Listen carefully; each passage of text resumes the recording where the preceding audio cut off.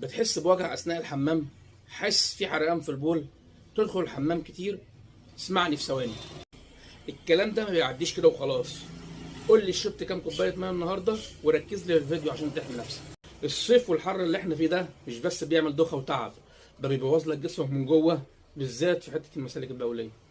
انت بتعرق كتير بس تشرب ميه كتير؟ لا. طب ليه؟ لانك حاسس انك مش عطشان، بس جسمك بينشف وانت مش واخد بالك. نتيجه لده ايه؟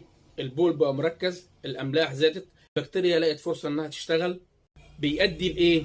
حرقان، تبول متكرر، احيانا وجع تحت البطن او في الجنب. المصيبه الاكبر عند الرجال، البكتيريا تطلع شويه فوق توصل للبروستات، وساعتها تبدا حكايه جديده.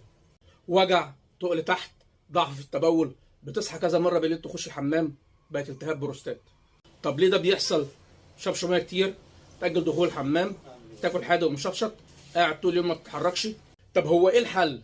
الحل مش صعب، اشرب ميه كتير حتى لو مش عطشان، قلل المالح والحادق، ما تاخرش دخول الحمام، البس قطن واسع، مش لازم تبقى فاشون في الحر، نظافتك الشخصيه خط دفاعك الاول. لو الحرقان فضل مستمر، اعمل تحليل يورين وروح للدكتور فورا.